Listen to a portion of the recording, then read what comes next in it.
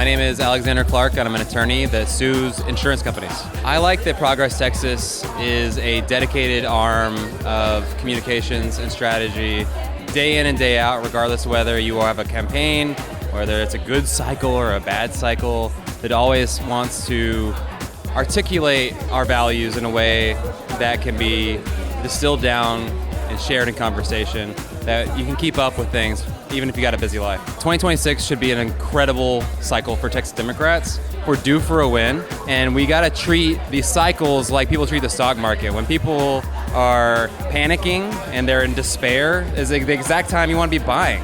You can buy the dip. Buy the dip, Texas Democrats. Let's get in there. It's Monday, February 3rd, 2025, and this is the Progress Texas Daily Dispatch, rapid response on the breaking news stories Texas progressives need to know. I'm Chris Mosier. Texas transplant Elon Musk works weekends, y'all. He's at the center of a two-pronged attack on federal institutions with the very heart of our nation's financial system and the most intimate details of your privacy in the crosshairs. First, the insane news from ABC that Musk and members of his Department of Government Efficiency, or DOGE team, reminder here that this isn't an official federal department, but just something that Musk and Donald Trump have dreamed up and done, has been granted full access to the vast federal Treasury Department payment system, which handles trillions of dollars in government expenditures and contains sensitive information about hundreds of millions of Americans.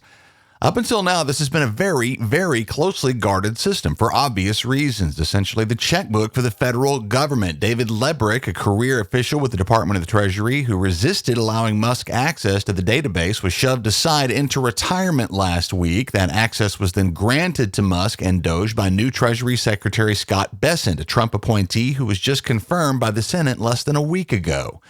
Among those with eyebrows raised over this unprecedented granting of highly sensitive access to an unelected citizen is Senator Elizabeth Warren. Alan Rappaport at the New York Times says Warren, top Democrat on the Senate Banking Committee, is demanding answers from Bessent on why he would hand Elon Musk and his team a powerful tool that could be used to extra-legally interfere with government spending, an obvious attempt to establish a bypass of the Congress, who, as we know, traditionally control the purse strings.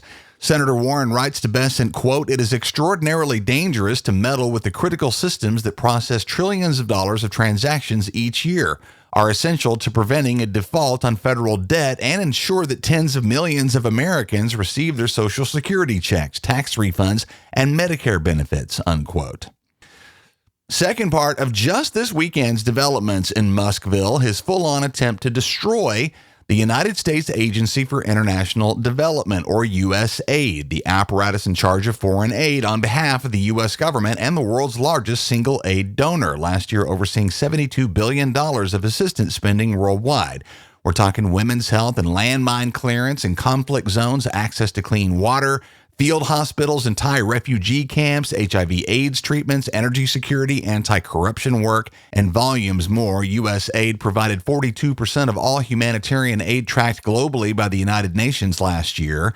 Elon Musk and DOGE are looking to shut it down. In Musk's words, quote, "It's beyond repair," unquote. On Sunday, Reuters reported the Trump administration removed two top USAID security officials over the weekend after they tried to stop Musk and DOGE representatives from gaining access to restricted parts of their offices.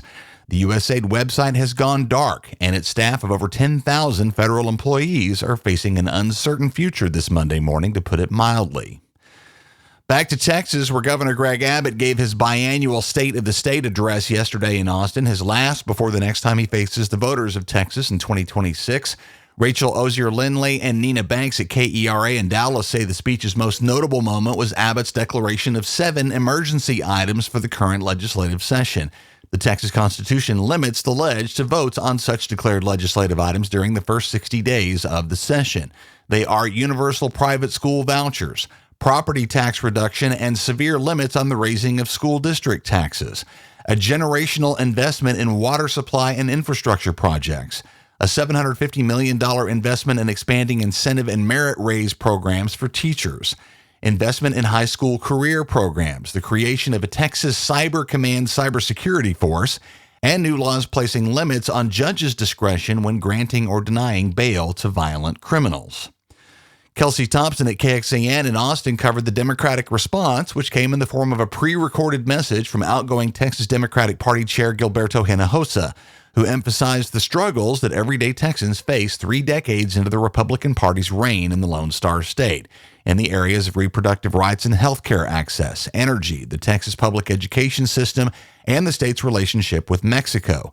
The video featured other Texans criticizing Governor Abbott's relationship with Donald Trump and billionaires like Elon Musk, arguing that GOP state leadership routinely prioritizes corporate interests over those of everyday Texans. Hinojosa says, quote, "Texans love this state, and they will do anything to make things a little brighter for their kids and grandkids.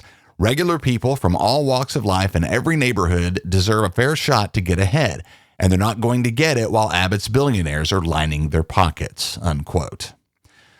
Finally, from us this morning, a story that might make you feel just a little better about the waves of MAGA hate that more and more often seem to wash up against anything reasonable, you might say, on social media these days. The vast majority of that vitriol is probably coming from bots who don't limit their attacks to progressives. Frequently, they're used as a Republican intra-party weapon. Case in point from Edward McKinley at the San Antonio Express-News, who says Lubbock GOP representative and new Texas House Speaker Dustin Burrows was beset by an army of automated online bots during his contentious campaign for that post, according to Switchgrass Social, a right-leaning social media marketing company, so some skepticism of the source is warranted here.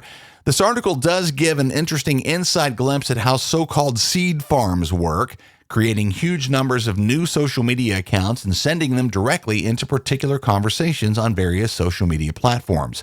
This is the handiwork of right-wing digital crusaders like Brad Parscale, the guy who helped engineer Donald Trump's 2016 win, and comes from operations that are frequently funded by, you guessed it, West Texas oil billionaires. One study estimates that somewhere between 25% and 68% of current users on Twitter are in fact bots and not real people. Something to bear in mind next time you find yourself taking MAGA heat online. Our funding at Progress Texas is rarely sufficient for us to plan much more than a quarter or two ahead, but the conservative disinformation machine has no such obstacle. They're funded again by oil and tech billionaires and religious right-wing activist groups. Our regular everyday listeners form a key component of our funding here at Progress Texas, so if that's you, we could use your support as a monthly contributor. No amount is too small. Go to progresstexas.org/donate. Thanks to Gary Kutak, Roy Bishop, and Eric Johnson, all 3 of whom have joined the team lately. We appreciate all of you. For our Austin listeners in particular, but really to all of you, the Amplify Austin Day season is officially underway as this year's early giving period has started. Look up Progress Texas at amplifyatx.org or see the direct link we'll put in the show notes this morning. The official I Live Here, I Give Here Amplify Austin Day is coming up in early March, but you can give now. amplifyatx.org. See the show notes for the link. Hit our website too, progresstexas.org, to grab the merch to match your progressive values at our web store. Y'all means all, Revolution, and our most popular Humans Against Ted Cruz t-shirts, all union printed right here in Texas, and great Valentine's gift ideas as well, all at progresstexas.org. That's the Progress Texas Daily Dispatch for this Monday, February 3rd, 2025. Links to all these original stories can be found in our show notes. Progress Texas is a nonprofit rapid response media organization promoting progressive messages and actions. While campaigns come and go, we're the permanent home for progressive media and action in the Lone Star State. I'm Chris Mosier. Thanks so much for listening. Have a great day and a great week. We'll see you again tomorrow morning.